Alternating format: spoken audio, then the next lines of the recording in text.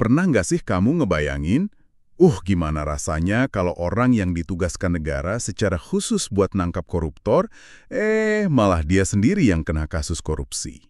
Iya, itu ironi penegakan hukum yang luar biasa sih. Nah, di sesi penelusuran mendalam hari ini, kita mau membedah laporan terbaru dari Kompas. Misi kita hari ini, melihat sebuah pola yang cukup mengejutkan di dalam tubuh penegak hukum kita, spesifiknya Kejaksaan Agung atau Kejagung. Publik kan selalu berharap institusi seperti Kejagung ini jadi semacam benteng pertahanan yang putih bersih. Tapi realitas di lapangannya menunjukkan kalau institusi ini ternyata punya celah besar yang bisa dimanipulasi dari dalam. Oke, mari kita urai ini. Kasus yang paling baru melibatkan mantan Jaksa Agung Muda Tindak Pidana Khusus atau Jampitsus, yaitu Febri Adriansyah. Betul. Buat kamu yang ngikutin beritanya, timeline kasus ini tuh bergerak secepat film thriller hukum. Bayangin, hari Jumat pagi, 10 Juli 2026, dia masih tampil gagah mimpin konferensi pers. Buat ngebantah keras isu rumahnya digeledah kan. Tepat. Tapi, Sabtu dini harinya, dia tiba-tiba mundur dari jabatan. Dan paginya, kurang dari 24 jam, dia langsung ditetapkan sebagai tersangka oleh Polri. Nggak tanggung-tanggung ya, langsung 3 kasus raksasa sekaligus. Korupsi proyek PLTU, pencucian uang Krakatau Steel, dan perkara Asabri. Nah, Asabri ini kan mega skandal korupsi dana pensiun tentara dan polisi yang merugikan negara triliunan rupiah.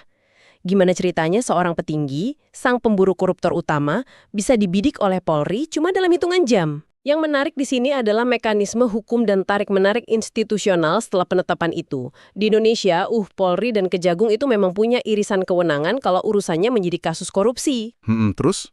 Begitu Polri menetapkan Febri sebagai tersangka, Kejagung langsung bermanuver. Mereka mengambil alih kasus ini dari Polri dan langsung nerbitin surat perintah penyidikan atau sprindik baru.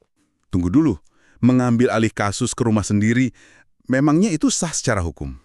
Kalau dari aturan penanganan perkara bersama sih celah itu ada. Tapi kalau aku melihat ini dari kacamata publik, ini jelas kelihatan banget kayak akal-akalan institusi untuk ngendaliin narasi dan ngelindungin kolega mereka.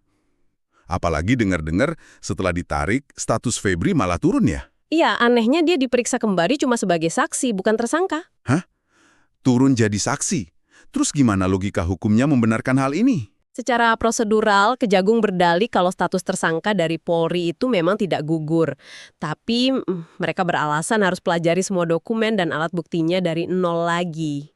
Ya ampun. Kamu benar, secara etika ini memicu konflik kepentingan yang sangat masif. Celah aturan ini bikin satu institusi bisa secara legal merebut kasus, lalu perlahan meredamnya dari dalam. Berarti masalah utamanya memang ada pada kendali penuh atas wewenang itu sendiri ya. Karena kalau kita lihat polanya nih, manipulasi celah hukum kayak kasus Febri ini bukan yang pertama kali terjadi. Sama sekali bukan. Ini kelemahan sistemik yang sudah jadi luka lama sebenarnya. Kita ingat kasus Urip Trigunawan di tahun 2008? Oh, yang ketua tim penyidik kasus BLBI itu kan? Betul. BLBI itu kan skandal dana talangan bank pas krisis moneter yang dikorupsi gila-gilaan. Nah, alih-alih membongkar kejahatan, si Urip ini malah terekam menerima suap $660.000 AS dan memeras mantan kepala lembaga penyihatan perbankan sebesar 1 miliar rupiah. Wow, dari penyidik malah jadi pemeras. Lalu presiden kedua yang gak kalah heboh, ada Jaksa Pinangki di tahun 2021. Dia divonis 10 tahun karena terbukti nerima suap dari buronan kelas kakap Joko Chandra. Disinilah bagian yang sangat menarik. Buat kamu yang mungkin belum tahu, Pinangki ini disuap untuk ngurus apa yang disebut Fatwa Mahkamah Agung. Ya, semacam panduan hukum gitu. Benar. Sederhananya, fatwa MA ini coba diakali sama Pinangki supaya putusan penjara untuk si buronan Joko Chandra ini nggak bisa dieksekusi. Ini gila sih. Sangat gila. Ini ibarat satpam bank yang nggak cuman pegang kunci berangkas utama, tapi dia tahu persis, di mana titik buta kamera CCTV dan berapa detik jeda waktu sebelum alarm bunyi. Lalu dia pakai informasi rahasia itu buat ngerompok bank yang seharusnya dia jaga mati-matian. Analogi yang sangat pas. Jika kita hubungkan ini dengan gambaran besarnya, kekuasaan yang luar biasa besar untuk menuntut seseorang, itu rupanya berbanding lurus dengan kekuasaan besar untuk memeras atau melindunginya. Betul banget. Ini adalah titik buta dalam sistem keadilan kita. Mereka paham anatomi sebuah kasus. Mereka tahu persis pasal mana yang bisa dilonggarkan dan bukti mana yang bisa dilemahkan. Karena Ya, mereka sendirilah perancang prosedurnya setiap hari. Jadi apa arti semua ini? Kenapa kamu para pendengar harus peduli dengan drama intrik hukum yang mungkin rasanya jauh banget dari kehidupan sehari-hari? Karena dampaknya sangat nyata ke kita semua. Benar! Uang yang menguap dalam kasus-kasus seperti Asabri atau BLBI itu bukan sekedar angka di berita.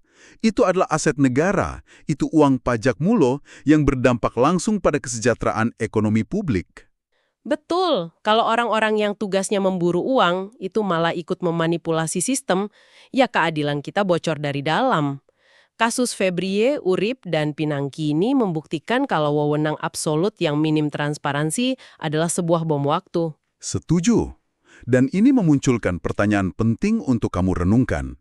Jika institusi yang dirancang khusus untuk membersihkan korupsi ternyata secara historis memiliki noda di dalamnya, Lalu, siapa yang sebenarnya mengawasi para pengawas ini ketika kamera media sedang mati?